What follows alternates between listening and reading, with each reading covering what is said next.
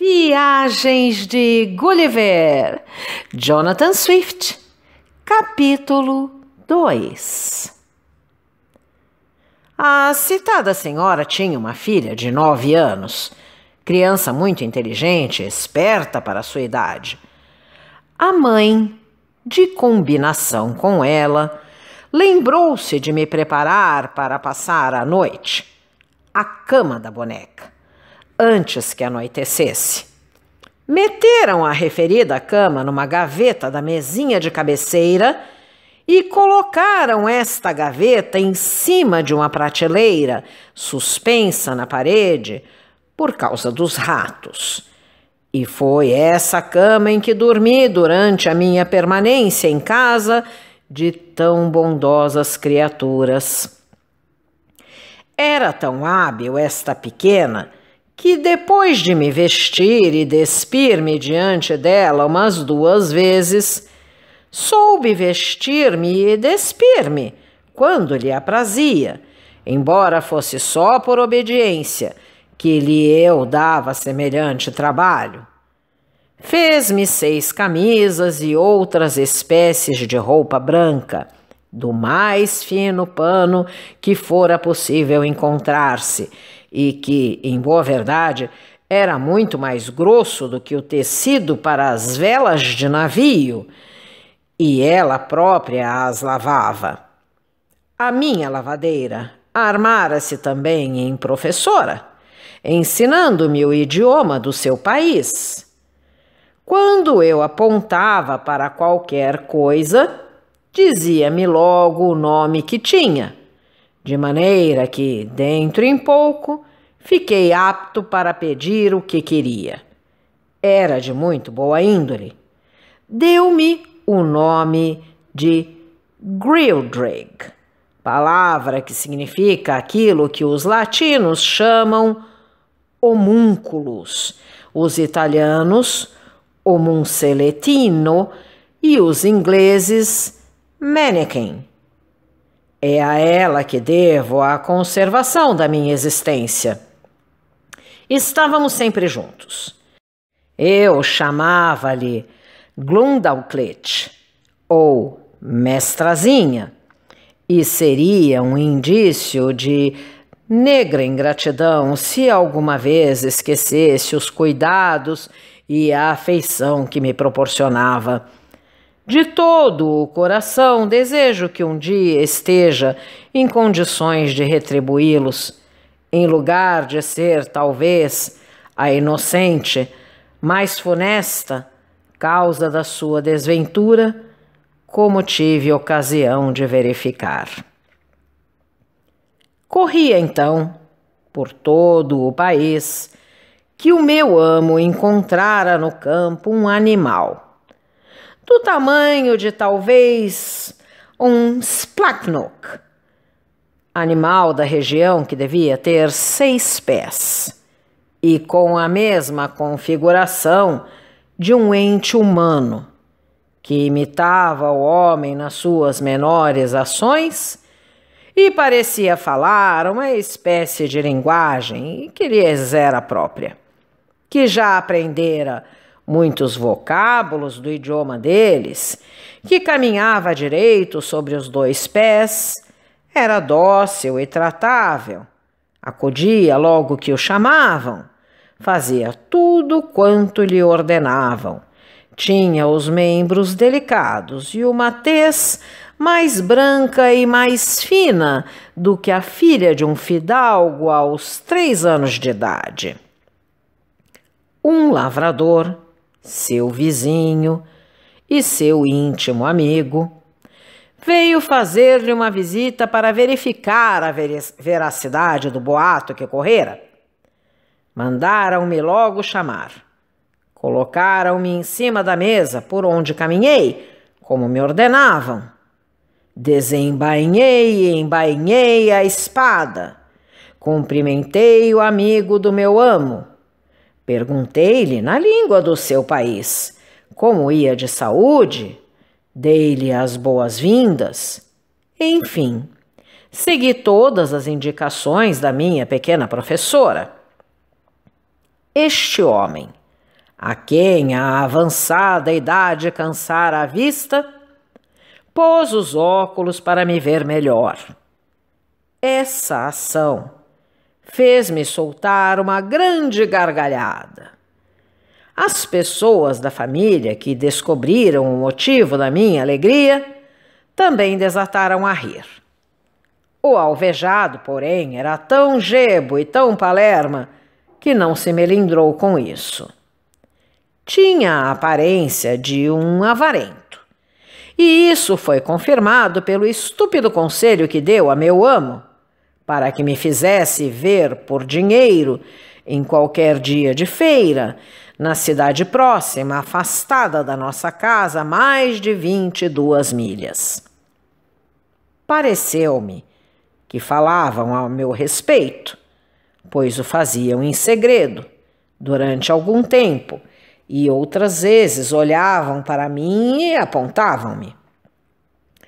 No dia seguinte, de manhã, Glumdalclitch, a minha juvenil ama, confirmou as minhas suspeitas, contando-me toda a conversa que tivera com a mãe.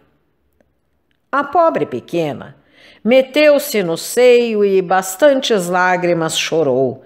Receava que me acontecesse algum mal, que me pisassem, me estropiassem, ou talvez homens rústicos e brutais me esmagassem quando me segurassem. Como notasse que era de índole modesto e muito delicado em tudo quanto respeitava a minha honra, apoquentava-se por me ver exposto por dinheiro à curiosidade do mais baixo povo. Dizia que o pai e a mãe lhe tinham prometido que Grildrig seria tudo para ela, porém que via perfeitamente que queriam enganá-la, como no ano anterior lhe haviam feito, quando lhe fingiram dar um cordeiro que, tornado carneiro, foi vendido a um magarefe. Quanto a mim, posso dizê-lo com verdade, senti menos pesar do que a minha pequena dona. Concebi grandes esperanças, que nunca me abandonaram, de que um dia recuperaria a liberdade e, com respeito à ignomínia de ser transportado de um lado para outro, como animal raro, pensei que tal desgraça nunca poderia ser repreensível e não atingiria a minha honra quando chegasse à Inglaterra, porque o próprio rei da Grã-Bretanha, se estivesse em idênticas circunstâncias, teria a mesma sorte. Meu amo, conforme a opinião do amigo, meteu-me em um caixote e no dia da feira conduziu-me para a cidade próxima com a filha. O caixote era todo tapado e apenas tinha alguns buracos para deixar entrar o ar.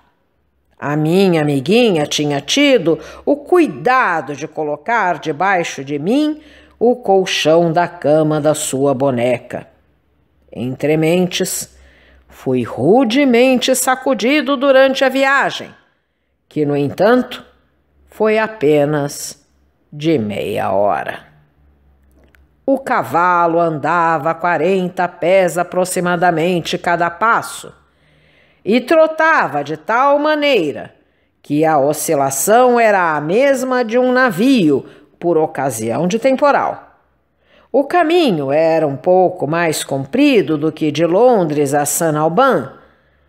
O meu dono apeou-se do cavalo numa estalagem onde costumava ficar, e depois de conversar um pouco com o estalajadeiro e fazer alguns preparativos necessários, alugou um grutred, ou pregoeiro público, para chamar a atenção de toda a cidade para um animal raro que se poderia ver por indicação da águia verde, que era menor do que um splachnook e parecido em todas as partes do seu corpo com uma criatura humana que podia pronunciar muitas palavras e fazer uma infinidade de frases retumbantes. Fui colocado sobre uma mesa na maior sala da estalagem, que tinha quase 300 pés quadrados. A minha pequena dona mantinha-se de pé em um tamborete muito perto da mesa para tomar conta de mim e dar-me instruções sobre o que deveria fazer.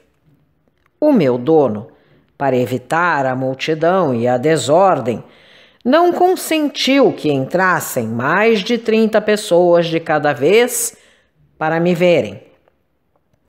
Andei por um lado e outro em cima da mesa, seguindo as indicações da menina. Dirigiu-me algumas perguntas que tinham resposta ao meu alcance e respondi o melhor e o mais alto que me foi possível. Voltei-me várias vezes para todos os circunstantes e fiz 1000 cumprimentos. Tomei um dedal cheio de vinho que Glumdalclitch me dera como copo e bebi à sua saúde.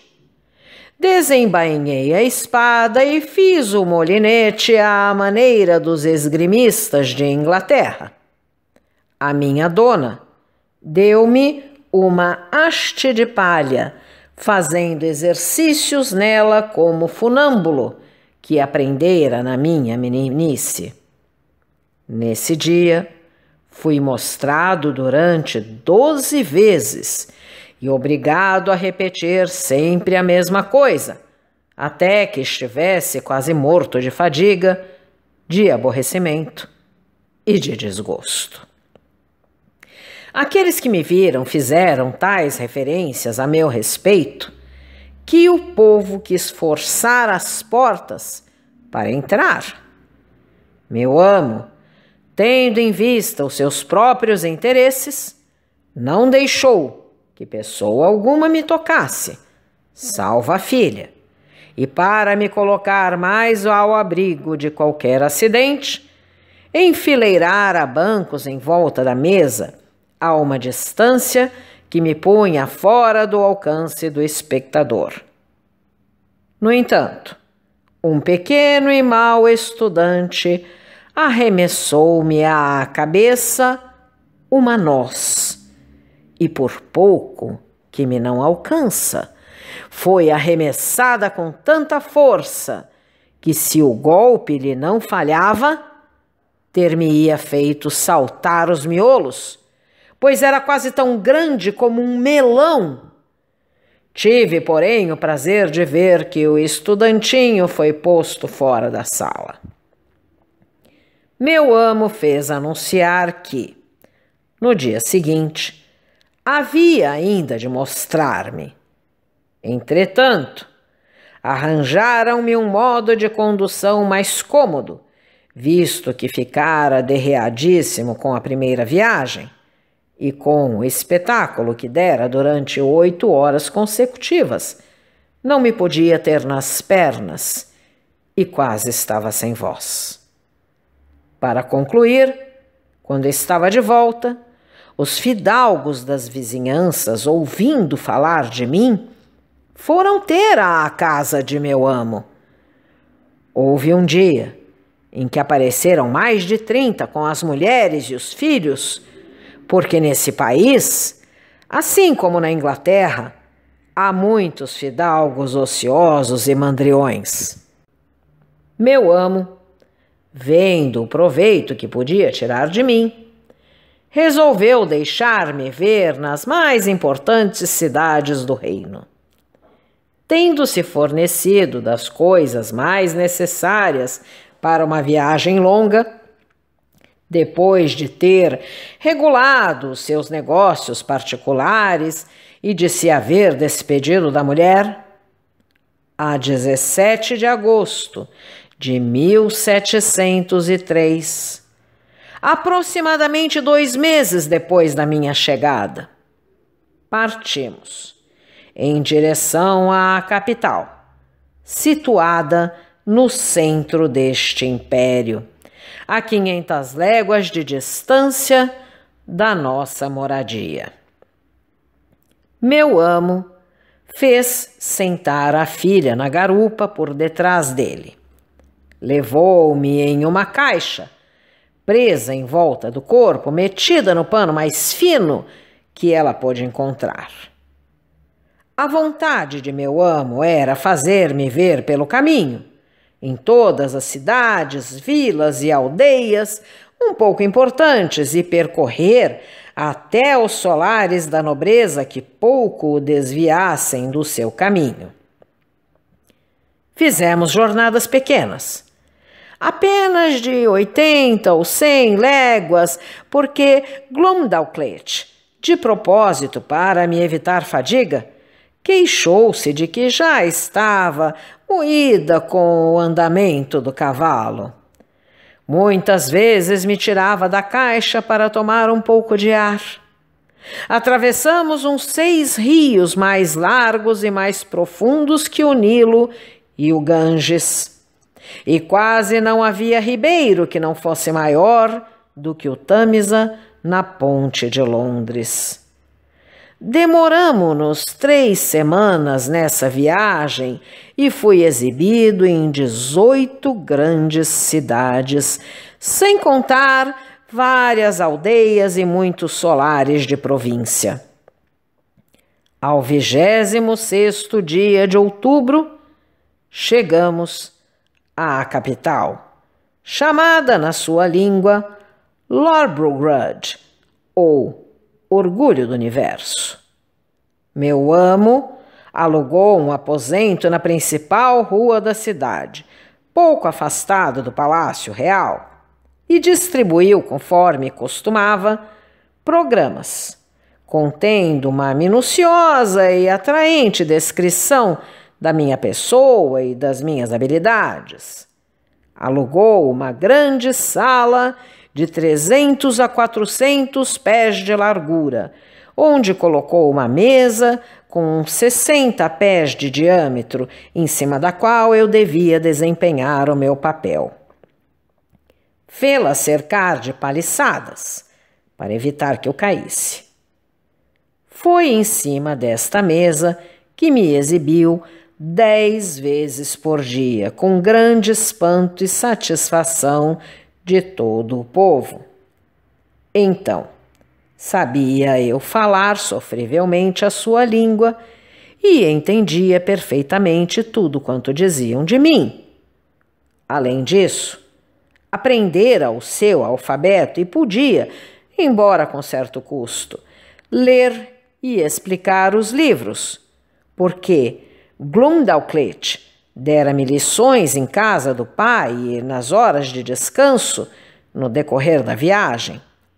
Trazia um livro na algibeira, um pouco maior do que um volume de atlas, livro para uso das crianças e que era uma espécie de catecismo resumido.